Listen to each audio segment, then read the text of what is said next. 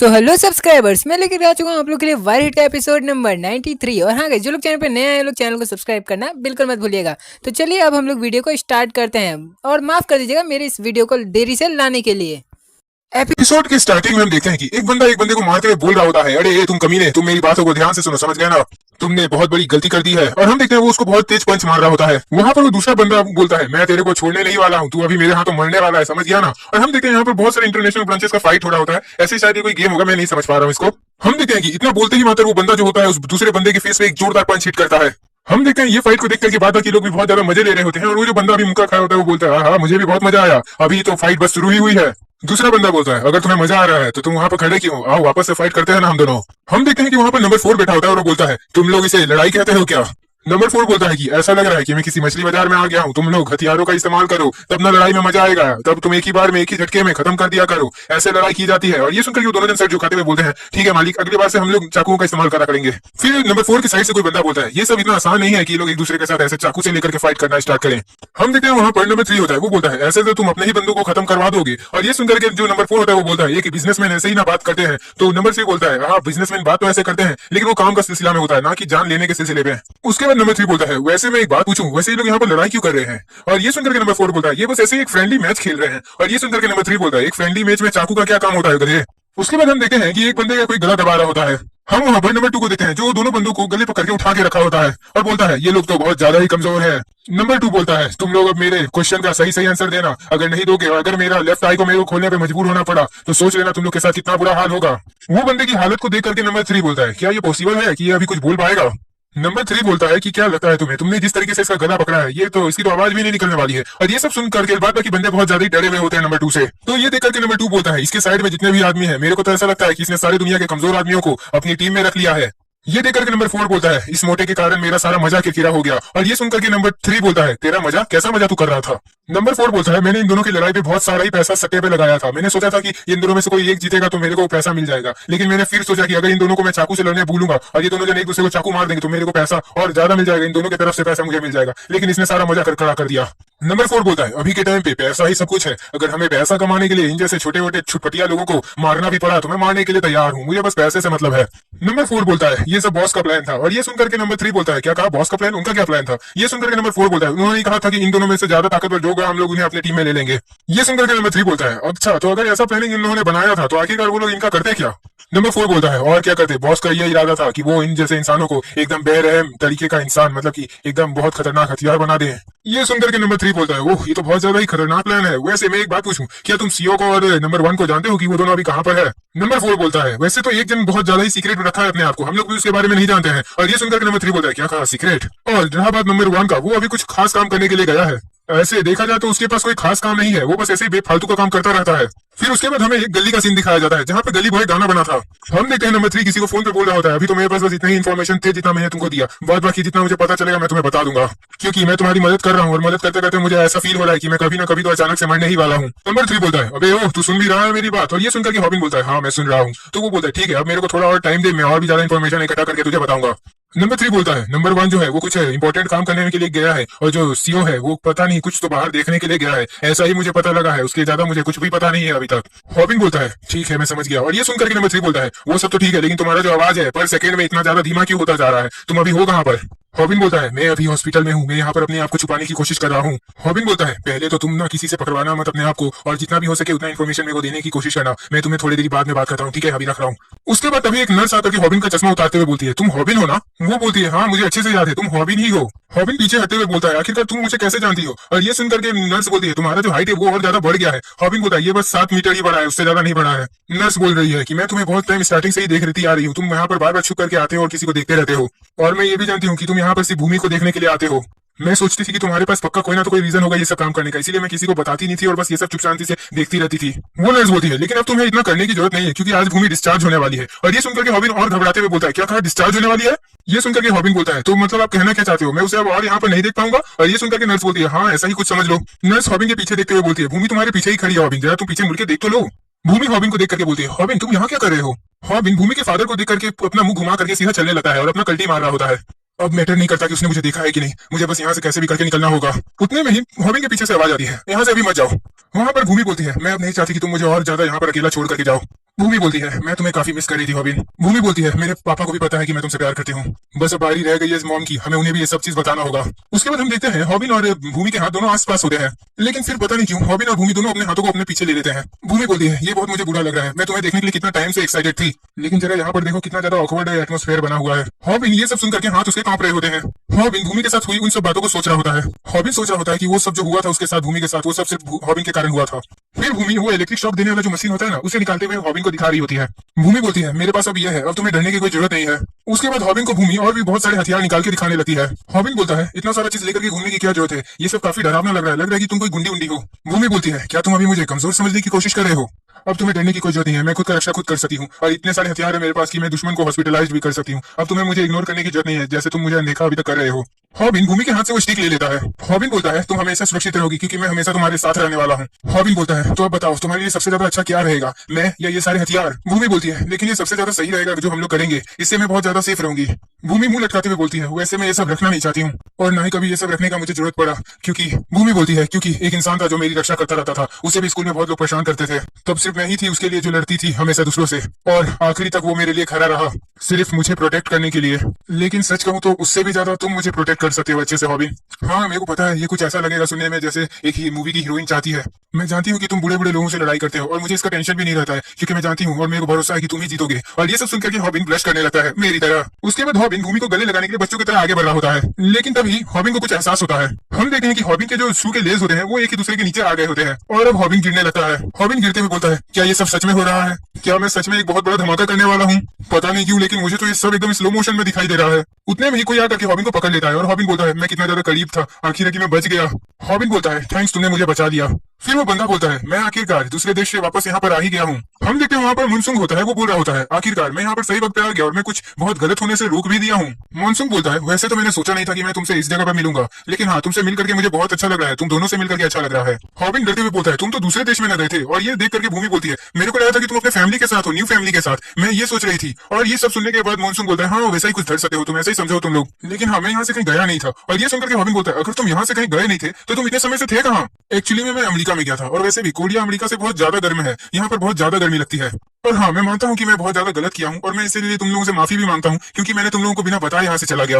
Actually में मेरा इरादा था क्योंकि मेरे को लोगन ने बोला था कि मैं उनके साथ अमेरिका चला जाऊँ और फिर वो हमें लास वेगस में ले गए, मैं वहाँ पर लास वेगस सिटी में चला गया था उनके साथ। मैं चाहता था कि मैं सिर्फ आगे बढ़ूँ, पीछे की तरफ ना मुड़ के देखूँ। और देखा जाए तो वहाँ पर बहुत सारे स्ट्रॉन्गेस्ट लड़ाकू आदमी लोग थे, लेकिन मैं भी चाहता था कि मैं उन सबसे ज्यादा ताकतवर बनूं, इसीलिए मैं उधर में दिन रात प्रैक्टिस करता रहा। हॉबिन बोलता है वो इसीलिए तुम्हारा इतना अच्छा मशल हो गया है, वैसे तुम इधर क्या करने के लिए आए हो। और ये सुनकर के मतलब हमारा मुनसुंग बोलता है मेरे को लोगन ने कहा कि मैं यहाँ पर थोड़ा सा छुट्टी मनाने के लिए आ सकता हूँ तो मैं यहीं पर आ गया।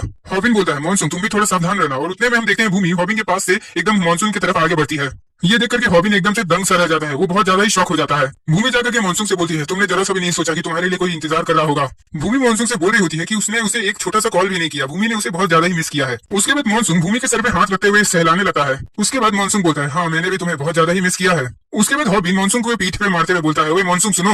हॉबिन बोलता है क्या तुम मुझे भूल रहे हो, मैंने भी तो तुम्हें बहुत ज्यादा मिस किया है, मैंने भी तो तुम्हारा इंतजार कर रहा था, तुम जानते हो ना मैं भी तुम्हारा बहुत समय से इंतजार कर रहा था, आखिरकार तुम्हें मेरे को भूलना नहीं चाहिए। और हम देखते हैं हॉबिन बहुत अजीब सा मुंह बनाया हुआ होता है। भूमि बोल रही होती है बहुत दिन हो गए ऐसे साथ में चले हुए, और फिर भूमि बोलती है हॉबिन को देखे हुए वैसे हॉबिन तुम्हारा मुंह इस तरीके से उतरा हुआ क्यों है। भूमि बोलती है क्या तुम्हें अच्छा नहीं लग रहा है हॉबिन। ये सुनकर के हॉबिन बोलता है क्या कहा तुमने मुझे, अरे नहीं मुझे अच्छा लग रहा है, मॉनसून के यहाँ पर मुझे और भी ज्यादा अच्छा लग रहा है। भूमि बोलती है वैसे हम सब लोग जा कहाँ रहे हैं। और ये सुनकर के हॉबिन और मॉनसून दोनों बोलते हैं हम लोग बस तुम्हें फॉलो कर रहे हैं, तुम जहाँ जा रहे हो हम भी वहीं चल रहे हैं। उसके बाद अचानक से भूमि अपने मोबाइल को देख करके बहुत जोर से चिल्लाती है। ये आवाज सुनकर के हॉबिन और मॉनसून दोनों बोलते हैं आखिरकार हुआ क्या है। भूमि बोलती है ये मेरी पहली बार है। और ये सुनकर के हॉबिन बोलता है क्या तुमने क्या लॉटरी जीत लिया है। भूमि बोलती है आज मेरे घर पे मॉम और डैड दोनों में से कोई नहीं रहने वाले हैं। उसके बाद तुरंत भूमि उन दोनों को अपने घर लेके आ जाती है। भूमि बोलती है तुम वहाँ पर खड़े होकर के क्या करे हो, अपने जूते को खोल के उस साइड में रख दो और जल्दी आओ, हम लोग को बहुत सारे काम करने हैं अभी। ये सब देख करके मॉनसून बोलता है ऐसे क्या सही रहेगा जो हम लोग तुम्हारे घर पे ऐसे आ गए हैं, ऐसे आना तो नहीं चाहिए। और ये सुनकर के भूमि बोलती है अरे कुछ नहीं होगा चलता है ये सब। भूमि बोलती है तो चलो अब ठीक है सब, तो आज मैं पहली बार आप लोगों के लिए एप्पल की सब्जी बनाने जा रही हूँ, एप्पल की सब्जी बहुत टेस्टी होती है। मॉनसून बोलता है वैसे तुम खाना बनाने गई हो, अगर तुम्हें कोई दिक्कत हो या फिर कुछ मदद चाहिए हो तो मुझे बोलना। और ये सुनकर के हॉबिन बोलता है क्या कहा तुमने, एप्पल की सब्जी बनाओगी, मैं तो ये पहली बार खाऊंगा। मॉनसून फिर खड़ा होते हुए बोलता है हॉबिन से, वो सुजेबी बना रही है, उसे सिर्फ सुजेबी ही बनाना आता है। ये सुनकर के हॉबिन बोलता है, हाँ मुझे ये सब पता है पहले से ही। और ये सुनकर के मॉनसून बोलता है, अच्छा तुम्हें सब पता था। फिर मॉनसून भूमि के पीछे चला जाता है और बोलता है, तुम जो इस बाउल में बना रही हो बहुत ज्यादा ही छोटा है, मैं तुम्हें बड़ा वाला बाउल निकाल के देता हूँ। ये सब देख करके भूमि बोलती है, अच्छा तुम्हें ये सब कैसे पता है कि वो चीज वहां पर रखी हुई है। तो ये सुनकर के मॉनसून बोलता है, याद है हम लोग जब पहले आते थे यहाँ पर खाना खाने के लिए तो सारा सामान एक जगह में सेट करके रखा जाता था, इसीलिए मुझे याद है। उसके बाद मॉनसून और भूमि दोनों मिल करके खाना बनाने लगते हैं। उसके बाद ये देख करके हॉबिन बोलता है, भूमि सुनो यहाँ पर बाथरूम किस तरफ है। मॉनसून बोलता है, वो राइट साइड में है। और ये सुनकर के हॉबिन बोलता है, शुक्रिया बताने के लिए। फिर हम नल को चालू हुआ देखते हैं। हॉबिन सोच रहा होता है, पता नहीं मुझे यहाँ पर सब कुछ इतना मुश्किल क्यों लग रहा है। उसके बाद हॉबिन वो सारी बातें सोचने लगता है कि कैसे मॉनसून हॉबिन से सिर्फ भूमि के लिए फाइट किया था और वो आज हुई बातों को भी सोच रहा होता है। उसके बाद बाहर से भूमि बोलती है, क्या कर रहे हो अंदर, तब से बाहर आओ। और ये सुनकर के हॉबिन बोलता है, हाँ मैं बस आ ही रहा हूँ। हम देखते हैं कि भूमि सुजेबी बना ली होती है। उसके बाद हॉबिन को दोनों दिन बुलाने लगते हैं। भूमि बोलती है, मेरे पास बैठ करके खाओ, और मॉनसून बोलता है, मेरे पास बैठ करके खाओ। हॉबिन ये सब देख करके पूरा शौक रह जाता है। वो सोच रहा होता है कि अब मैं क्या करूं, मैं तो बहुत बड़े धर्म संकट में फंस चुका हूँ। उसके बाद हॉबिन सोचता है, ये भूमि का घर है और मॉनसून भी इधर का एक मेहमान जैसा ही हुआ। भूमि बोलती है, यहाँ पर कोई तुम्हें मना नहीं करेगा। भूमि हॉबिन से बोलती है, तुम मेरे बॉयफ्रेंड हो, तुम्हें मेरे ही बाजू में बैठना चाहिए। उसके बाद हम देखते हैं कि हॉबिन भूमि के साइड वाली कुर्सी में बैठने लगता है। भूमि बोलती है, तुम क्या इतना टाइम से खड़े होकर के सोच रहे थे, ये मेरा ही घर है और तुम यहाँ पर मेरे बाजू में बैठ सकते हो। भूमि बोलती है, वैसे भी हम लोग एक कपल जैसे हैं। ये सब देखते हुए मॉनसून बोलता है, क्या तुम दोनों अभी डेटिंग कर रहे हो। भूमि हॉबिन को देखते हुए बोलती है, हाँ हम दोनों तो डेटिंग ही कर रहे हैं और हाँ मैं उससे कुछ ज्यादा ही करने का उम्मीद करती हूँ। ये सुनकर के मॉनसून बोलता है, ये सब देख करके तो मुझे मेरी भी फीलिंग्स को बोलने का मन कर रहा है। ये बात सुनकर के हॉबिन और भूमि दोनों के दोनों कंफ्यूज हो जाते हैं कि आखिरकार मॉनसून कहना क्या चाहता है। मॉनसून बोलता है, एक्चुअली में वो बोलता है कि मेरी भी अभी एक गर्लफ्रेंड बन चुकी है। भूमि और हॉबिन ये सुनकर के दोनों शॉक हो जाते हैं। भूमि बोलती है, ये बात तुम मुझे अभी बता रहे हो इतने समय के बाद। और ये सुनकर के हॉबिन बोलता है, क्या वो बहुत ज्यादा सुंदर है, मेरे को भी बताओ जरा। मॉनसून बोलता है, मैं उससे कैफे में मिला था और हाँ वो मेरे से थोड़ा बड़ी है और हम लोग ऐसे रेगुलर 5 बार मिल चुके हैं। उसके बाद ये सुनकर के हॉबिन और भूमि दोनों ही खुश हो जाते हैं। हॉबिन तो नाचने लगता है ये सुनकर के। हॉबिन बोलता है, काश तुम ये बात मुझे पहले बता देते तो इतना ज्यादा प्रॉब्लम नहीं मेरे को लगता। और ये सुनकर के मॉनसून बोलता है, क्या कहा, पहले बता देते। भूमि मॉनसून से पूछती है, अब क्या तुम बहुत ज्यादा खुश हो मॉनसून, तुम्हारी तो एक गर्लफ्रेंड भी हो गई है। मॉनसून बोलता है, हाँ मैं अभी बहुत ज्यादा खुश हूँ। उसके बाद हमें रात का सीन दिखाया जाता है। मॉनसून और हॉबिन दोनों बोले होते हैं, आज बहुत मजा आया। मॉनसून बोलता है, मैं जब वो बात बोला तुम्हारा शक्ल तो बहुत ज्यादा ही खुश हो गया, तुम बिल्कुल चमकने लगे थे। उसके बाद मॉनसून बोलता है, मैं अभी बहुत दिन से तुम्हारे चैनल पे कुछ खास नहीं देख रहा हूँ, मैं क्या अभी भी तुम जिनहोली के लिए फाइट कर रहे हो जिनहोली से। हॉबिन बोलता है, ये लड़ाई तो बहुत टाइम पहले से ही शुरू हो चुकी है, अब तो हमें बस इसे खत्म करना बाकी है। हॉबिन बोलता है, एक ऐसी लड़ाई जिसका हम लोगों में से किसी को भी पता नहीं कि आखिरकार अंत क्या होगा। एक ऐसी लड़ाई जिसमें बहुत सारी मुसीबतें, बहुत सारे लोगों को चोट, बहुत सारे लोगों को दर्द मिलने वाला है। ये सुनकर के मॉनसून बोलता है, लेकिन मुझे तुम पे भरोसा है, मेरे को तुम पे भरोसा है कि तुम इसका बहुत अच्छा अंत दोगे। ये सुनकर के हॉबिन खुश हो जाता है और बोलता है, क्या सच में। और मन में बोल रहा होता है, थैंक्स मॉनसून, तुमने मेरे लिए इतना कुछ तो सोचा। ये सब सुनने के बाद हॉबिन बोलता है, अगर तुम इतना ही अच्छे से सोच रहे हो तो तुम मेरे पे बेट लगा सकते हो 10,000 रुपए के, और हाँ मैं पूरा वादा करता हूँ कि तुम ही जीतोगे। मॉनसून उस बात को इग्नोर करते हुए बोलता है, ठीक है मैं अपने रास्ते में चलता हूँ। ये सुनकर के हॉबिन बोलता है, तुमने मेरे को फिर से इग्नोर कर दिया।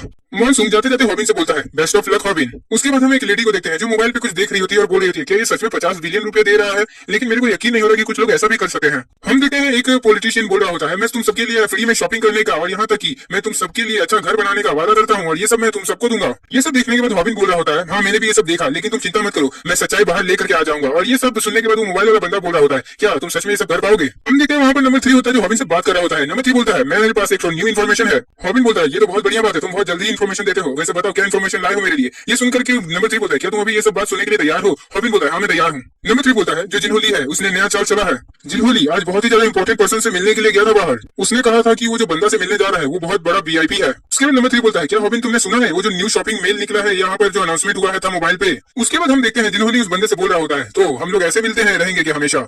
हेलो मिस्टर प्रेसिडेंट, मैंने आपसे कुछ पूछा है। हेलो सब्सक्राइबर्स, मैं लेकर के आ चुका हूँ आप लोग के लिए वायरड का एपिसोड नंबर 94। और हाँ गाइस, जो लोग चैनल पर नए आए लोग चैनल को सब्सक्राइब जरूर कर दीजिए। चलिए अब वीडियो को स्टार्ट करते हैं।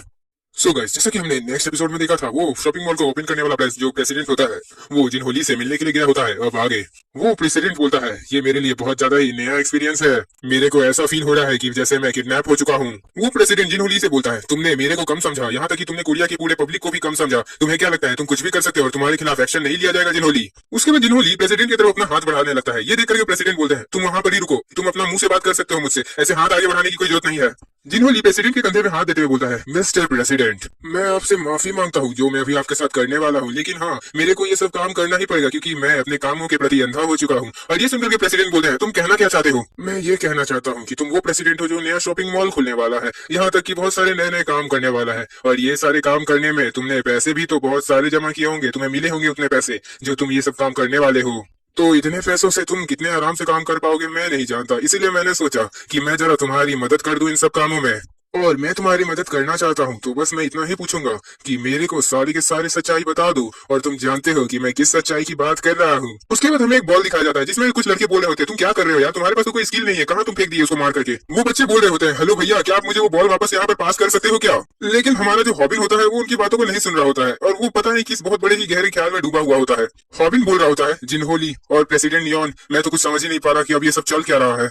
मॉम ने कहा कि वो बहुत अच्छा इंसान है, और जितना भी खबर या फिर आर्टिकल उसके बारे में छपते हैं उन सब में भी उसके लिए अच्छा अच्छा बातें ही लिखा गया रहता है। लेकिन ये भी मानने के लिए मैं तैयार नहीं हूँ कि नंबर 3 ने मुझे गलत इन्फॉर्मेशन दिया होगा, क्योंकि जिन्होंने और मिस्टर यॉन दोनों मिलने वाले हैं, और जैसा मेरे को नंबर 3 ने कहा था, मैं उसी बातों को भी नजरअंदाज नहीं कर सकता हूँ। नंबर 3 ने बोला कि जैसे जिन्होंने और प्रेसिडेंट मिले, जिन्होंने ने प्रेसिडेंट को किडनैप कर लिया है। उतने में वहाँ पर स्नैपर आ जाता है और बोलता है, आखिरकार तुम इतने गहरी सोच में क्या सोच रहे हो। और ये देखकर हॉबिन बोलता है, अरे तुम यहाँ पर क्या कर रहे हो, और इतना नीचे से क्यों मार करके बोल रहे हो, तुम्हें सीधा खड़ा होकर भी बोलने में दिक्कत है क्या। गिल बोलती है, असल में तुम ऐसा क्या सोच रहे हो, जानते हो तुम देखने में ऐसा लग रहा है जैसे कोई स्टैचू बैठा हुआ है। ये सुनकर के स्नैपर बोलता है, हाँ गिल बिल्कुल सही बोल रहे हैं, वो जो बच्चे हैं वो तब से तुम्हारे अटेंशन पाने की कोशिश कर रहे हैं, लेकिन तुम उनकी बातें ही नहीं सुन रहे हो। उसके बाद हॉबिन स्नैपर और गिल को सारी बातें बता देता है। स्नैपर बोलता है, तुमने क्या कहा, जिन्होली और वो जो प्रेसिडेंट है वो दोनों एक दूसरे के साथ मिलने गए थे और जिन्होली ने उन्हें किडनैप कर लिया है। हॉबिन बोलता है, नंबर 3 ने मुझे ये इन्फॉर्मेशन दिया है, लेकिन मैं बहुत ज्यादा कंफ्यूजन में हूँ। मेरे को ऐसा लग रहा है कि जो किडनैपिंग है ये बस एक पार्ट है, उसने हमें धोखा दिया है, ऐसा मुझे फील हो रहा है, लेकिन मैं कुछ समझ नहीं पा रहा हूँ। स्नैपर बोलता है, मैंने भी सुना था कि उसके पास बहुत सारे पैसे थे वो नया शॉपिंग मॉल को क्रिएट करने के लिए, और वो सारे पैसों को बता भी रहा था। तो उसके बाद अचानक से गिल अपने मोबाइल में देखते हुए बोलती है, अरे तुम दोनों गधे, तुम लोग को पता भी है अभी क्या चल रहा है यहाँ पर, तुम देखो मोबाइल में, मेरे मोबाइल में क्या दिखा रहा है। ये सुनकर के हॉबिन बोलता है, क्या दिखा रहा है। और गिल बोलती है, तुम लोग जो प्रेसिडेंट का बात कर रहे थे, जिसने नया शॉपिंग मॉल बनाने का बात किया था, उसके बारे में दिखा रहा है। ये सुनकर के हॉबिन बोलते हैं, हमें भी दिखाओ क्या दिखा रहा है।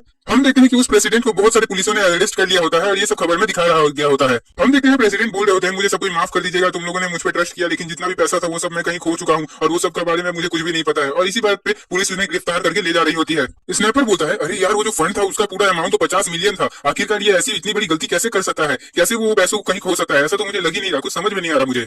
हॉबिन बोलता है, मैं भी वही तो जानना चाहता हूँ कि आखिरकार ये सब चल क्या रहा है। उसके बाद वो तीनों सोचने लगते हैं कि अभी वो लोग इस चीज के बारे में डिटेल कैसे निकालेंगे ताकि ये लोग इस सिचुएशन से बाहर निकल सके। स्नैपर बोलता है, अगर ये बहुत बड़ा कंपनी का प्रेसिडेंट है तो पक्का इसका बहुत सारे लोगों से कनेक्शन भी होगा, और मैं गारंटी के साथ बोल सकता हूँ कि इसका पक्का रिश्ता होगा पॉलिटिशियंस के साथ। ये सुनने के बाद हॉबिन मिस्टर यंग के पास चला जाता है। मिस्टर यंग बोलते हैं, क्या तुम मेरे साथ यहाँ पर मजाक करने के लिए आए हो। हम देखते हैं वहाँ पर हॉबिन के साथ नंबर 3 भी गया होता है। मिस्टर यंग बोल रहे होते हैं, तुमने ऐसे वक्त पे एक दोस्त बनाया है और तुम कह रहे हो कि ये हम लोग के साइड से काम कर रहा है, मुझे यकीन नहीं हो रहा है, और तुम कह रहे हो कि इसने ही तुम्हें ये सारी इन्फॉर्मेशन दी है। और ये सुनकर के हॉबिन बोलता है, हाँ मेरे को तो इसी ने इन्फॉर्मेशन दी है, और ये इसी ने मदद कर रहा है क्योंकि इसके फ्रेंड्स को हम लोगों ने ठीक ठाक रखा है, तो हम लोग को बस इसका ऊपर भरोसा करना होगा। उसके बाद मिस्टर यंग बोलते हैं, वो सब तो ठीक है, लेकिन तुमने इसे यहाँ पर क्यों लाया है। हॉबिन बोलता है, मैंने इसे यहाँ पर इसलिए लाया है ताकि हम लोग एकदम क्लियर आंसर निकाल सके। ये सुनकर के मिस्टर यंग बोलते हैं, क्या कहा, एकदम साफ तरीके से मैं तुम्हारा जवाब दूं। मिस्टर यंग नंबर 3 से बोलते हैं, अगर तुम सच में हम लोग के साथ हो तो मैं तुम्हारे दोस्तों को जल्द से जल्द आजाद कर दूंगा, और हाँ मैं तुम्हारा जवाब भी जरूर दूंगा, क्योंकि मैं भी जिन्होंने से बदला लेना चाहता हूँ, क्योंकि उसने मेरी बेटी को मारा है। उसके बाद हॉबिन मिस्टर यंग की तरफ अपना मोबाइल बढ़ाते हुए बोलता है, आपको एक बार ये देख लेना चाहिए, क्या आप इस बुढ़े को जानते हैं, कि आपने क्या इसे कहीं देखा है। मिस्टर यंग बोलते हैं, हाँ मैं जानता हूँ, ये तो नया फाउंडर है ना वो शॉपिंग मॉल का, इसके बारे में तो मैं जानता हूँ, क्या इसका और जिन्होली का कोई रिश्ता है। ये सुनकर के हॉबिन बोलता है, हाँ जी बिल्कुल रिश्ता है। और ये सुनकर के मिस्टर यंग बोलते हैं, अच्छा ऐसी बात है क्या। मिस्टर यंग बोलते हैं, ये इस तरीके का बंदा है जिससे मैं बहुत ज्यादा ही नफरत करता हूँ। वो बंदा दूसरों के लिए भले ही अच्छा हो सकता है, लेकिन मेरी नजरों में वो कभी भी अच्छा नहीं बन पाएगा। मैं उसके बारे में सब कुछ उसी दिन समझ गया था जिस दिन मैं एक इवेंट में गया था। हाँ लेकिन मैंने किसी से कहा नहीं, क्योंकि मुझे उतना फर्क नहीं पड़ रहा था उसकी हर एक कामों से। लेकिन हाँ मैं इतना जरूर कह सकता हूँ कि वो एक इस तरीके का इंसान है जो जिंदगी भर सिर्फ झूठ बोलता रहा है। देखो मुझे पूरा यकीन है कि उसके पास जितने भी फंड आए थे वो सबका वो अपने लिए ही यूज करने वाला था, और थोड़ा सा पैसे लगा करके वो एक छोटा मोटा शॉपिंग मॉल क्रिएट कर देता। और हाँ ऐसा भी बहुत बड़ा चांस हो सकता है कि जिन्होली का प्लान में ये भी शामिल हो। उसके बाद हम डॉनसुक को देखते हैं। वो बोल रहा होता है, आप यहाँ पर आ गए हैं सर, वैसे हाँ हम लोगों का काम खत्म हो चुका है पहले ही। ये सुनकर के जिन्होली बोलता है, ये तो बहुत अच्छी बात है, मैं तो तब से इस सब चीज को देखने के लिए तड़प रहा था, जरा तुम मुझे इसका झलक तो दिखाओ। उसके बाद डॉनसुक कंटेनर खोल देता है और बोलता है, ये बहुत ज्यादा ही बड़ा अमाउंट है। हम देखते हैं उस कंटेनर में बहुत सारे पैसे होते हैं, और ये देख करके जिन्होंने बोलता है, मानना पड़ेगा मिस्टर प्रेसिडेंट को, उसने काफी ज्यादा पैसे बनाए हैं अपना प्रेसिडेंट का पद के कारण, मैं भी काश प्रेसिडेंट बन पाता कभी। डॉनसुक बोलता है, मैंने पहली बार इतना सारा पैसा देखा है, क्या मैं ये सारे पैसे को अपने दूसरी जगह में शिफ्ट करवा दूं। ये सुनकर के जिन्होंने बोलता है, हाँ वो सब तो ठीक है, लेकिन ये पैसा काफी ज्यादा अच्छा लग रहा है मुझे। ये सुनकर के डॉनसुक बोलता है, मैं सोच रहा हूँ कि आखिर प्रेसिडेंट के पास और कितना पैसा हो सकता है इसके अलावा। ये सुनकर के जिन्होंने बोलता है, मैं खुद भी नहीं जानता। जिन्होंने बोलता है, जरा डॉनसुक मुझे बता सकते हो कि ये पैसा किसका है। ये सुनकर के डॉनसुक बोलता है, प्रेसिडेंट का। जिन्होने बोलता है, नहीं प्रेसिडेंट का नहीं, तुम्हारा है, और तुम्हारा इसलिए है क्योंकि ये पैसा अब तुम्हारे पॉकेट में है, जाओ ऐश करो। अब जरा तुम्हें बताओ, पैसा कमाने के लिए तुम भी कितना ज्यादा मेहनत करते हो, तो कभी पैसा उड़ाने के लिए भी मेहनत किया करो डॉनसुक। उसके बाद हम एक बस को देखते हैं। वहाँ पर कोई बंदा बोल रहा होता है, मैं बहुत ज्यादा ही खुश हूँ, हॉबिन सोच रहा होता है मेरे कंधों पे जो चीज का भार था अब मेरे को लग रहा है कि वो थोड़ा हल्का हो गया है। उसके बाद हम मिस्टर यॉन्ग को देखें, वो बोल रहे होते हैं यहाँ पर सब कुछ ठीक है, हॉबिन तुम अपना बताओ तुम्हारे यहाँ पर क्या चल रहा है। मिस्टर यॉन्ग बोलते हैं जो मिस्टर यॉन है वो बिल्कुल मेरे ही जेल में आए हैं जहाँ पर मैं हूँ, तो मैंने उनसे बात की थी मिलकर के। उसके बाद मैंने सोचा कि मैं जरा जा करके उस प्रेसिडेंट से थोड़ा इन्फॉर्मेशन निकाल लूं, इसीलिए मैं उससे बात करने के लिए चला गया। बस तुम लोग से एक ही बात कहूंगा, तुम लोग जिन्होंने ली पे ध्यान दो, अभी मैं उस पर ध्यान दे दूंगा। नंबर 3 हॉबिन से बोलता है अगर मैं जो सोच रहा हूँ अगर वो सही है तो जो हमारा जिन्होंने ली है वो कुछ ना और प्लान कर रहा होगा, क्योंकि उसके हाथों में इतना सारा पैसा लग गया है, वो इन पैसों का कोई और चीज में इस्तेमाल जरूर करेगा या फिर उसे कहीं लेकर के चला जाएगा। हॉबिन बोलता है मेरे को ऐसा शायद लग रहा है क्योंकि मुझे इतना पता नहीं है। ये सुनकर के नंबर 3 बोलता है तुम्हें क्या लगता है, क्या वो ऐसे ही इन पैसों को ऐसे ही रख देगा क्या खुला, ऐसे वो नहीं रख सकता है। ठीक है सुनो, मैं तुम्हें फोन करूंगा, तुम बस मेरे फोन का इंतजार करते रहना, कभी भी कुछ भी हो सकता है। उसके बाद हमें प्रेजेंट में लाया जाता है जहां पर कोई नंबर 3 से बोल रहा होता है कि अब तो ये हम लोग का जॉब हो गया है। नंबर 3 नंबर 4 से पूछता है आखिरकार तुम्हारे पास इतने पैसे आए कहाँ से। ये सुनकर के नंबर 4 बोलता है तुम्हें इतना टेंशन लेने की जरूरत नहीं है, मैं तुम्हें बताता हूँ सब कुछ। नंबर 4 बोलता है ये बस एक छोटा सा डिपॉजिट है। ये सुनकर के नंबर 3 बोलता है क्या कहा डिपॉजिट। नंबर 4 बोलता है मैंने तुमसे कहा था ना कि अब हम लोग बिजनेस करने जा रहे हैं, और वो किसी को उंगली से इशारे करते हुए बुला रहा होता है। वो एक बंदे को पैसे देते हुए बोलता है अब तुम्हें वो काम करना है जो काम करने के लिए मैंने तुम्हें इतना ट्रेन किया है। ये सुनकर के वो बंदा पैसे लेते हुए बोलता है मैं अपना बेस्ट करने की कोशिश करूंगा, जैसे मैंने तुमको ट्रेन किया है वैसे ही मैं और भी बाकियों को ट्रेन करूंगा और ऐसे ही तुम लोगों से काम करवाऊंगा मैं। उसके बाद नंबर 4 नंबर 3 को बोलता है अभी ये जो बंदा है ये अभी बहुत बड़ा काम करने जाने वाला है। उसके बाद नंबर 3 बोलता है वैसे बॉस कहाँ पर है, मैंने सुना था कि वो यहाँ पर आए हुए हैं। ये सुनकर के नंबर 4 बोलता है हाँ वो अभी थोड़े से फंड्स को देख रहे हैं, उन्होंने थोड़े फंड लेकर के जमा किए हैं तो उन्हें वो थोड़ा देख रहे हैं यहाँ पर आकर के। नंबर 3 सोच रहा होता है अगर हमें जिन होली को हराना है तो सबसे पहले हमें उसका वो सारे पैसे को हथियाना होगा, क्योंकि जब तक उसके पास पैसे रहेंगे वो कुछ भी करने के लिए एकदम काबिल रहेगा और वो कुछ भी कर पाएगा। वो पैसे कहाँ पे रखे गए हैं मुझे उसका पता लगाना पड़ेगा। ये सोचते हुए नंबर 3 नंबर 4 से पूछता है वैसे वो लोग कहाँ पर है अभी। फिर नंबर 3 के पीछे से जिन्होली की आवाज आती है क्या तुम जानना चाहते हो नंबर 3। ये सुनकर के नंबर 3 बहुत ज्यादा ही डर जाता है। जिन्होली बोलता है तुम इतना वक्त से यहाँ पर बस आना जाना कर रहे हो पूरे एरिया में, तो ये तो जरूरी होगा ना कि तुम्हें सब कुछ पता होना चाहिए।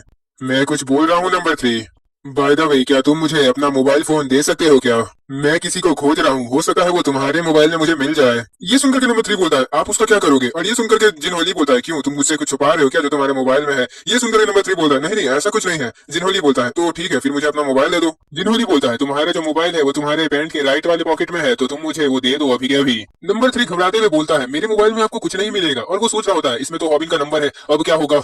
जिन्होली बोलता है मेरे ख्याल से तुमने अपने मोबाइल के सारे कॉल रिकॉर्ड्स को डिलीट कर दिया है। ये सुनकर नंबर 3 बोलता है हाँ मैं हमेशा कर देता हूँ क्योंकि मुझे रखना पसंद नहीं है, वैसे तुम्हें मेरे मोबाइल में सच में ज्यादा कुछ नहीं मिलेगा। जिन्होंने फिर कुछ देखते हुए बोलता है अरे नंबर 3 तुम्हारे मोबाइल में मैसेंजर में कुछ नया कॉन्टेक्ट आया है। ये सुनकर के नंबर 3 बोलता है मैं उसके बारे में नहीं जानता क्योंकि मैं बस छोटा मोटा कॉल और मैसेज करता रहता हूँ ऐसे नॉर्मल ऐप से, मैं मैसेंजर का यूज नहीं करता हूँ। ये सुनने के बाद जिन्होली बोलता है अच्छा तब ठीक है मैं कॉल करके ही देख लेता हूँ। जिन्होली बोलता है लो अब मोबाइल पकड़ो और बात करो, और हम देखते हैं उस तरफ से कॉल भी रिसीव हो जाता है। नंबर 3 सोच रहा होता है अगर मैं पकड़ा गया तो सारा का सारा गेम ही चौपट हो जाएगा, सब कुछ पानी में मिल जाएगा।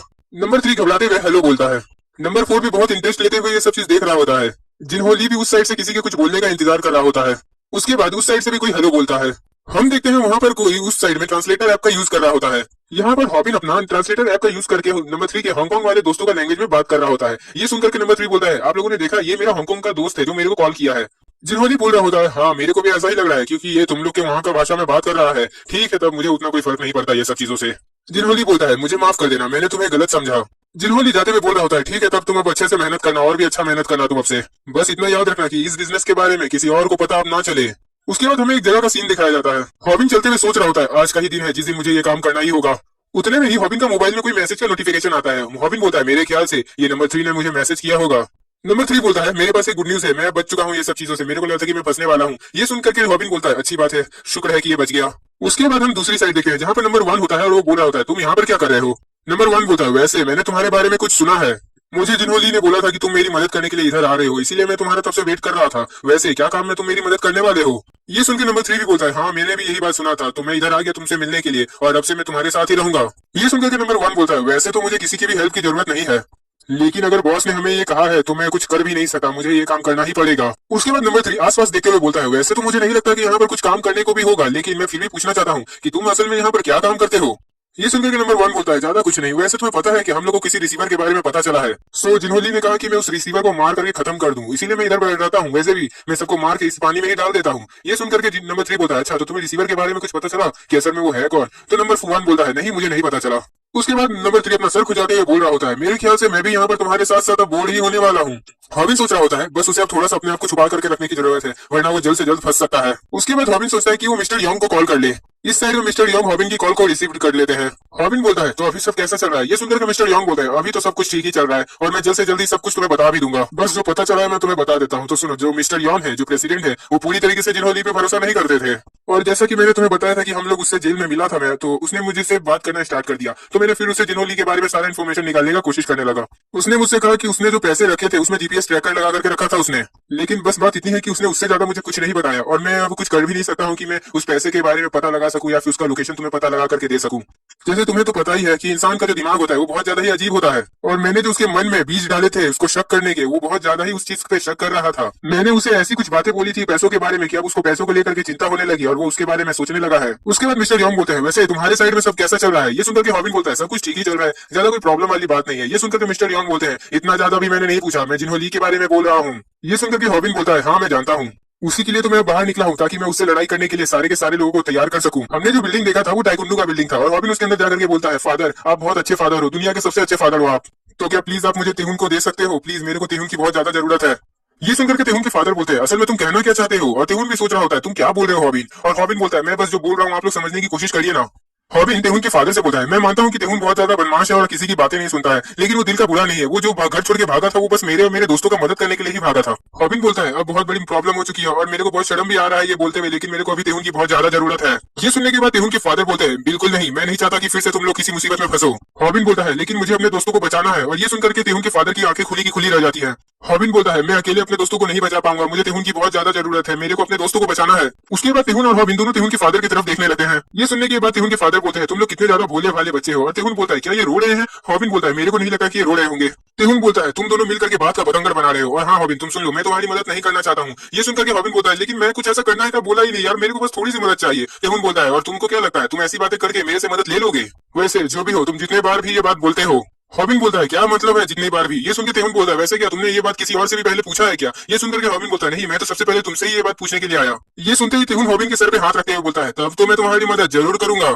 वैसे हॉबिन तुम सच बोल रहे हो ना, तुम सबसे पहले मेरे से ही ना बोलने के लिए यहाँ पर आए थे। उसके बाद हॉबिन अचानक से कहीं देखने लगता है। हम देखते हैं टीवी पे कुछ न्यूज दे रहा होता है और तेहुन के फादर बोल रहे होते हैं असल में ऐसा कैसे हो सकता है? यहाँ पर न्यूज में ये बताया जा रहा होता है कि जेल के अंदर में मर्डर हुआ है, और ये सुनकर के तेहुन बोलता है ऐसा कैसे हो सकता है, और अगर ऐसा हुआ भी है तो वो बंदा भाग कैसे गया होगा? न्यूज में बोला जा रहा होता है कि सबसे शॉकिंग बात तो यह है कि जिन लोगों को मारा गया है वो लोग बहुत ज्यादा ही फेमस थे। खबर यह आई है कि एक जन कोमा में चला गया है और एक जन मर गया है। जो मर गया है वो था शॉपिंग मॉल का प्रेसिडेंट मिस्टर यॉन, जो मर चुके हैं, और मिस्टर यॉन्ग जो थे वो कोमा में चले गए हैं।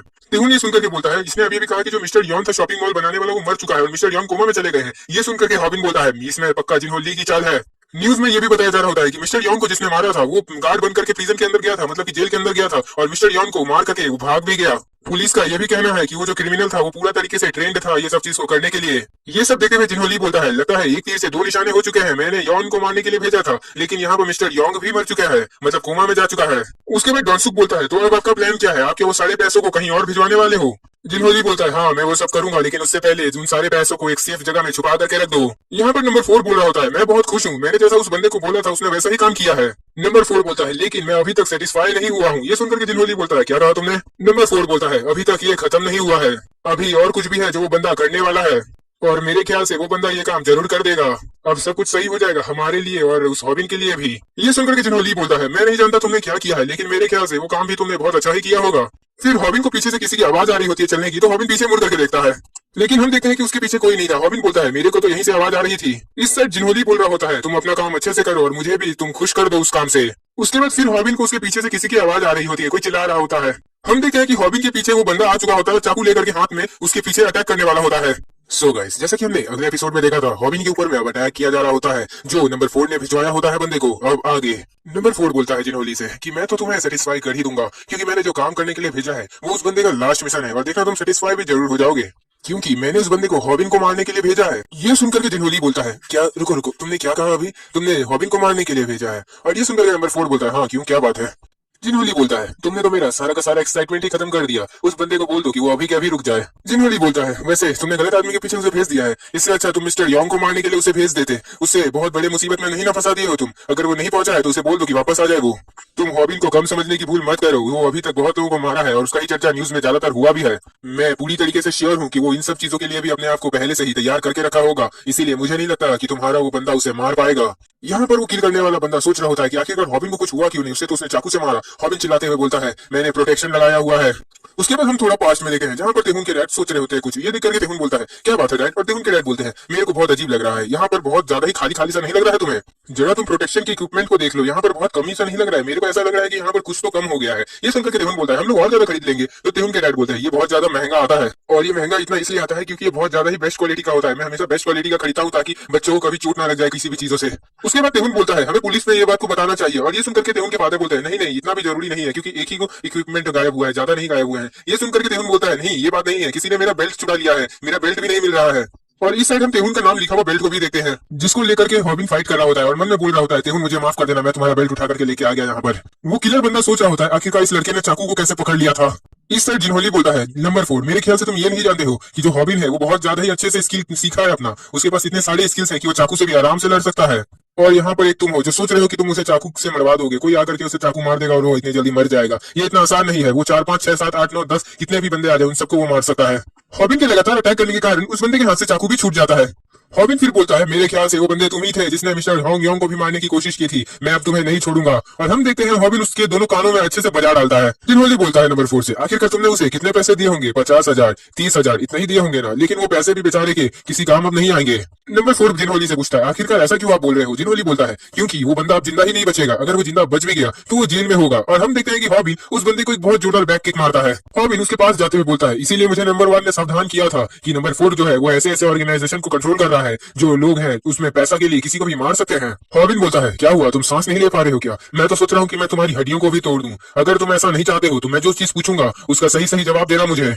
तो चलो अब बताओ कि तुम्हारा हेडक्वार्टर का लोकेशन कहाँ पर है, मुझे तुम्हारे हेडक्वार्टर का लोकेशन चाहिए। वो बंदा हॉबिन से बोलता है तुम्हें क्या लगता है मैं तुम्हें सब कुछ बता दूंगा? ये सुनकर के हॉबिन बोलता है ठीक है तुम मत बताओ, वैसे भी मुझे पता तो चल ही जाएगा, और जिस दिन मुझे पता चल गया मैं जाकर के नंबर 4 को बोल दूंगा झूठी बात की तुमने मुझे इस जगह का लोकेशन बताया है। ये सुनकर के वो बंदा बोलता है तुम बहुत ज्यादा ही कमीने हो। हॉबिन बोलता है अगर तुम ऐसा नहीं चाहते हो तो इससे अच्छा है कि तुम ही मुझे सच सच सब कुछ बता दो, तब तुम नहीं फंसोगे। उसके बाद हॉबिन की साइड से एक गाड़ी के चलने की आवाज आती है। हॉबिन उस तरफ फटाक से देखता है। हम देखते हैं कि उन दोनों की तरफ एक गाड़ी बहुत ही स्पीड में बढ़ रही होती है। उसके बाद हम दूसरे साइड में देखते हैं जहाँ पर नंबर 4 जिनहोली से बोलता है आपको क्या लगता है मैं ये सब चीज का फिक्र नहीं रखाऊंगा क्या? आप बस यहाँ पर बैठिए और देखिए कि अब आगे आगे होता क्या है। ये सुनकर के जिनहोली बोलता है तुम कहना क्या चाहते हो आखिरकार? ये सुनकर के नंबर 4 बोलता है मैं जो वो बंदे को पैसे देने वाला था वो बंदे का पूरा काम होने के बाद देने वाला था, लेकिन मुझे पता था कि हो सकता है कि हॉबिन इतने आसानी से ना मरे, इसीलिए मैंने उसका 10% पहले ही किसी और बंदे को दे दिया था उसके काम को पूरा करने के लिए।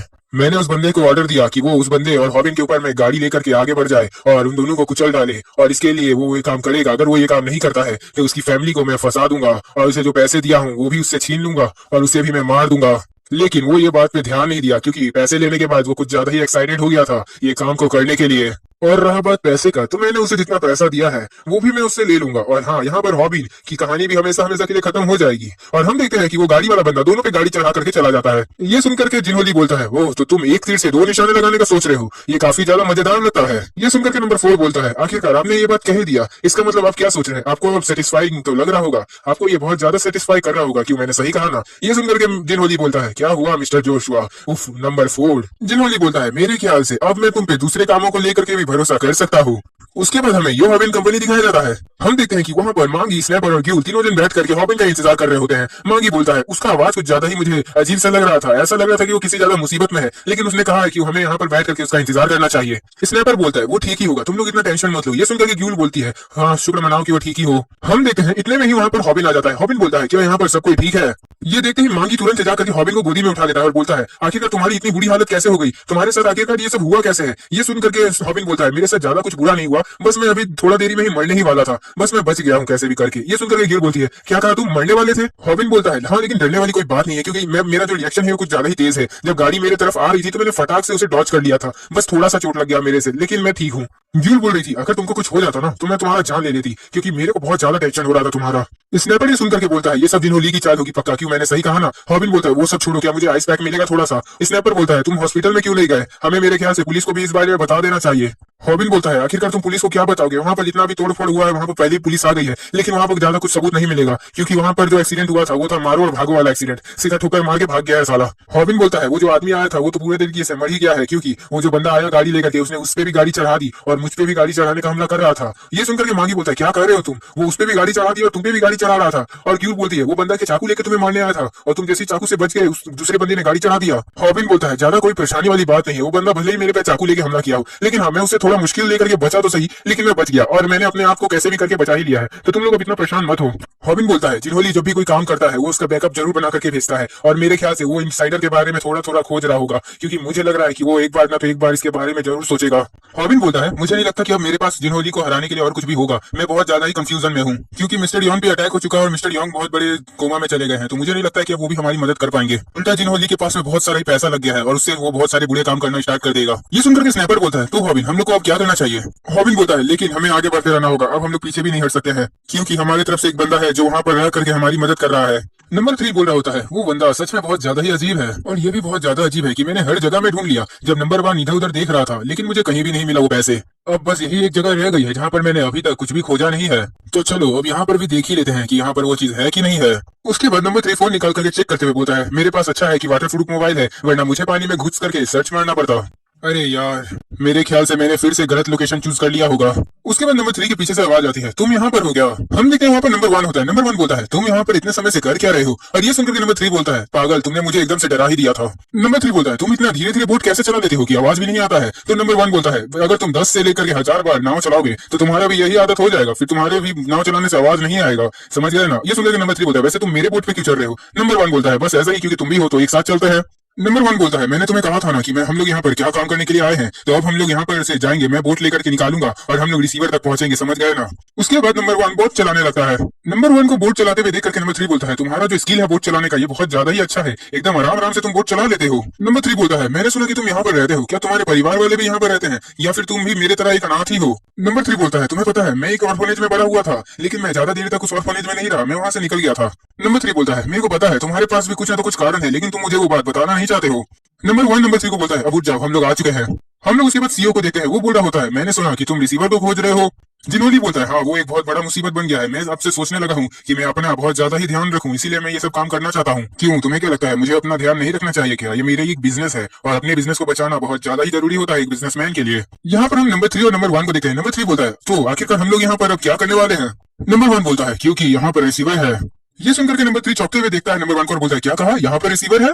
उतने में नंबर 1 अपने कपड़े के अंदर से चाकू निकाल लेता है और फिर क्या था नंबर 3 के शरीर में पूरा चाकू से खचखच खचखच करके मार देता है। नंबर 1 बोलता है मेरे ख्याल से अब मैंने रिसीवर को बहुत गहरी नींद में सुला दिया है। यहाँ पर जिन्होंने बोल रहा होता है सीओंग से कि आखिरकार तुमने ये काम क्यों किया, तुम पहले भी तो मुझे नंबर 3 का सच्चाई बता सकते थे ना, आखिरकार तुमने तो खुद उसे मरने से बचाया था मेरे हाथों, फिर तुमने खुद ही उसे मारवा क्यों दिया। उसके बाद सीओ पास्ट की तरफ सोचता है जब उसने हॉबिन और नंबर 3 को बात करते हुए देख लिया था। सीओ बोलता है वो हॉबिन के साइड में चला गया था, इसीलिए मेरे पास और कोई रीजन नहीं था सिवाय उसे मारने के अलावा। और इधर हम देखते हैं कि नंबर 1 नंबर 3 के पांव में पत्थर बांधने के बाद उसे पानी में फेंक देता है और नंबर 3 डूबने लगता है। नंबर 1 बोलता है मेरे पास तुम्हें लेकर के कोई भी खास फीलिंग्स नहीं है, मैं बस अपना काम ही कर रहा हूँ नंबर 3। और हाँ अभी जो तुम्हारे साथ हो रहा है इसमें कहीं ना कहीं तो तुम्हारी भी गलती है, तुम अपने रिस्पॉन्सिबिलिटी से पीछे हट रहे थे। उसके बाद नंबर 1 कॉल पे बोलने लगता है तुमने जो मुझे काम दिया था मैंने वो खत्म कर दिया है, और भी कोई काम करना है क्या तुम मुझे बता सकते हो। जिन्होंने बोलता है तुम्हारा बहुत बहुत शुक्रिया मिस्टर हैंसू कि तुम्हारे कारण हम लोग उस बंदूक की गोली से बच गए, वैसे क्या तुम्हें भी कोई सूट सिलवाना है क्या, तो सिलवा सकते हो। सीओ बोलता है मेरे को कोई सूट वूट नहीं सिलवाना है, लेकिन हाँ मेरे पास एक क्वेश्चन है। ये सुनकर के जिन्होंने बोलता है क्या क्वेश्चन है। सीओ पूछता है तुम तब क्या करोगे अगर पता चला कि रिसीवर जो था हमारा उसने पहले इन्फॉर्मेशन लीक कर दिया है, तब तुम्हारे पास क्या करने का ऑप्शन होगा। ये सुनकर के जिन्होंने बोलता है बड़ा अच्छा तुमने क्वेश्चन पूछा है, और हाँ मैं इसके लिए एग्री भी करता हूँ कि तुमने जो क्वेश्चन पूछा है ये हो भी सकता है। वैसे मैं एक बात पूछूं क्या, अगर तुम किसी इंसान को मार रहे हो तो उसमें सबसे ज्यादा इंपॉर्टेंट चीज क्या हो सकता है। तो सुनो इसमें सबसे इंपॉर्टेंट चीज है साफ सफाई। अगर तुम किसी को मारते हो तो तुम्हें उसकी गंदगी को साफ सुथरा कर देना चाहिए, और जैसा नंबर 1 करता भी है वो एकदम साफ सफाई से आदमी को मारता है, और हाँ वो जो काम करता है उससे मुझे बड़ा अच्छा लगता है। और एक बात तुम उन पैसों की चिंता मत करो मिस्टर सीओ, मैंने उन पैसों को काफी अच्छे जगह में छुपाया है, और किसी को शक भी होगा तो भी वो पैसे नहीं निकाल पाएगा, ऐसा जगह में मैंने छुपाया है। उसके बाद हम हॉबिन के मोबाइल को देखते हैं जो कबर्ड में डूब गया होता है। हॉबिन बोलता है उड़ी बाबा मेरा मोबाइल तो डूब ही गया हो। हॉबिन की मम्मी आवाज सुनकर के बोलती है क्या हुआ है हॉबिन। हॉबिन बोलता है कुछ भी नहीं हुआ है। हॉबिन बोलता है ये बिल्कुल भी अच्छा नहीं है, ये बहुत ज्यादा ही बुरा चीज हो गया मेरे साथ, और कोई मेरे साथ कांटेक्ट कैसे करेगा। हॉबिन का मोबाइल चालू हो जाता है। हॉबिन बोलता है शुक्र है कि ये मोबाइल चालू हो गया है, वरना मेरे को तो लगा था कि मेरा मोबाइल गया है काम से और फिर सारे के सारे इन्फॉर्मेशन भी मैं नहीं जमा कर पाता। उसके बाद अपने मोबाइल में हॉबिन ध्यान से देखता है। हॉबिन बोलता है इतने कम समय में मेरे को इतने सारे मैसेज कैसे आ गए हैं, और ये मैसेज तो। उसके बाद हमें उसी लेक का सीन दिखाया जाता है। नंबर 4 बोलता है यहाँ से तो बहुत ज्यादा ही डरावना एहसास आता है मुझे। उसके बाद नंबर 4 जाकर के एक दरवाजा खुलते हुए बोलता है तो तुम यहाँ पर हो। हम वहाँ पर नंबर 1 को देखते हैं, वो बोल रहा होता है मैं अभी थोड़ा सा खाना बनाने में बिजी हूँ, क्या तुम मुझे थोड़ा 5 मिनट दे सकते हो। नंबर 4 बोलता है तुमने तो इतना आसानी से काम कर दिया है और इतने हल्के में सब कुछ ले रहे हो, मजा ही आ गया है तुम्हें देख करके, तो मेरे को तो ऐसा फील ही नहीं हो रहा है कि तुमने अभी अभी नंबर 3 को टपका डाला है। नंबर 1 बोलता है वैसे भी वो कोई स्ट्रेंजर तो था नहीं, और हाँ तुम ये भी तो जानते ही हो कि मैं कभी भी केयरलेस नहीं होता हूँ अपने कामों में, तो मेरे लिए ये सब कुछ बड़ी बात नहीं है। ये सुनकर के नंबर 4 बोलता है हाँ ये बात तो तुमने बिल्कुल सही कहा है। नंबर 4 बोलता है क्योंकि तुम्हें भी पैसों की बहुत ज्यादा ही जरूरत है, मैंने सही कहा ना, तुम्हें भी पैसे दिए गए हैं तभी तो तुम इतना अच्छे से ये खाना खा रहे हो। ये सुनकर के नंबर 1 बोलता है नहीं ये सब सिर्फ मेरे लिए काफी नहीं है, मैं अगर सच कहूँ तो मुझे पैसों की बिल्कुल भी नहीं पड़ी है, क्योंकि मेरी मदद पहले ही किसी ने कर दी है, और सिर्फ उसी के कारण जो मेरा बहुत ज्यादा ही भला किया है उसने, उसी के कारण मैं इस जगह का सुरक्षा कर पा रहा हूँ फिर से। और वो बोलता है अपने पीछे में सॉरी मुझे माफ कर देना कि मैं तुम्हारा उस समय कॉल नहीं उठा पा रहा था। ये सुनकर के नंबर 4 बोलता है वैसे मैं जानता हूँ कि तुम्हें भी पैसे की जरूरत है। उसके बाद जो नंबर 4 होता है वो बोलता है वैसे कितना है यहाँ पर, और नंबर 1 बोलता है मैं खुद नहीं जानता। नंबर 4 बोलता है क्या वहाँ पर अबाउट 30 तक होगा, मतलब वहाँ पर जो फंड्स रखे गए हैं वो सब यहीं पर है ना। ये सुनकर के नंबर 1 बोलता है मैं ये बात तुम्हें भी नहीं बता सकता जब मैं बाहर वालों को ही ये बात नहीं बता सक रहा हूँ तो। ये सुनकर के नंबर 4 बोलता है यार तुम क्या बात कर रहे हो, तुम मुझसे ये सब चीज को सीक्रेट रखना चाह रहे हो। और ये सुनकर के नंबर 1 बोलता है सॉरी लेकिन मैं तुम्हें नहीं बता सकता हूँ ये, क्योंकि rules are rules my friend. उसके बाद पेड़ के पीछे से कोई बोलता है क्या तुम्हें 50,000 रुपए चाहिए, अगर तुम्हें चाहिए तो मैं तुम्हें दे सकता हूँ, मैं बिल्कुल भी ज्यादा माइंड नहीं करूंगा अगर तुम लोग को चाहिए होगा तो। ये बात सुनकर के नंबर 4 बोलता है ये आवाज तो कुछ जानी पहचानी लग रही है। हम देखते हैं वहाँ पर हॉबिन होता है। हॉबिन बोलता है क्योंकि मैं तुम्हें ये पैसे आराम से दे सकता हूँ, क्योंकि मैं सारे के सारे फंड्स ले जाने वाला हूँ यहाँ से। चलो बच्चों मैं तुम लोगों को 2 ऑप्शन देता हूँ, या तो तुम लोग खुद मुझे वो पैसे ला करके दे दो, या फिर मार खाओ और ला करके मेरे को पैसे दे दो। अब बताओ तुम्हें इन दोनों में से कौन सा ऑप्शन ज्यादा अच्छा लगता है। नंबर 4 हॉबिन का हाथ पकड़ते हुए बोलता है क्या तुम सच में अभी तक मरे नहीं हो। ये सुनकर के हॉबिन बोलता है तुम्हें क्या लगता है तुम मुझे इतना आराम से मार सकते हो, और मैं तुम्हें एक बात बोल रहा हूँ मुझे वो पैसे ला करके अभी के अभी दे दो मेरे हाथों में, वरना तुम मारे जाओगे। तुम शायद जानते नहीं हो कि नंबर 3 ने मुझे यहाँ का लोकेशन पहले ही बता दिया था, और यहाँ पर ही पैसे हैं ये भी मुझे नंबर 3 ने बता दिया है। ये सुनकर के नंबर 4 शॉक हो जाता है, बोलता है क्या कहा यहाँ पर सारे पैसे हैं, मुझे तो इस बारे में पता ही नहीं था, और नंबर 3 यहाँ पर कहाँ है जो उसने तुम्हें बता दिया। नंबर 4 बोलता है मैं नहीं समझ पा रहा कि आखिरकार तुम कहना क्या चाहते हो। ये सुनकर के हॉबिन बोलता है तब एक काम करते हैं ना हम लोग जाकर के साथ में चेक क्यों नहीं कर लेते हैं। हॉबिन मोबाइल में लोकेशन दिखाते हुए बोलता है ये जो लोकेशन है उन फंड्स का नंबर 3 ने मुझे पहले ही भेज दिया है, अब तुम झूठ नहीं बोल सकते हो। ये सब देख करके नंबर 4 बोलता है नंबर 1 ये सब तुमने क्या किया है, और नंबर 1 बोलता है ये तो एकदम इम्पॉसिबल है, मैंने उसे बहुत बुरी तरीके से मारा था, वो तो कुछ करने लायक ही नहीं बचा था। हॉबिन बोलता है मैंने तुम लोगों को एक बार मौका दे दिया है, ऑप्शन तुम लोग के हाथों में है, अगर तुम लोग चाहो तो जिंदा रह सकते हो वरना मर भी सकते हो, क्योंकि मेरे पास बहुत सारे ऑप्शन बिल्कुल नहीं है, मेरे पास तुम्हें मारने के अलावा और कोई ऑप्शन नहीं है। यहाँ पर नंबर 3 सोच रहा होता है मेरे ख्याल से मैं बहुत जल्दी मरने वाला हूँ, लेकिन मैं ऐसे ही नहीं मर सकता हूँ। और हाँ गाइस ये पास्ट का बात हम लोग देख रहे हैं। नंबर 3 बोलता है मैं मरने से पहले वो काम खत्म करके मरूंगा जो मैं करने के लिए यहाँ पर आया हूँ, मुझे अपने दोस्तों को बचाना है। नंबर 3 अपने मोबाइल का टॉर्च जला करके पानी के अंदर देख रहा होता है, वो बोल रहा होता है मुझे कितना ज्यादा अंधकार और गहरा पानी में फेंक दिया इन लोगों ने, यहाँ तो मैं जिंदा बचने का कोई चांस नहीं है, लेकिन मैं फिर भी खोजूंगा।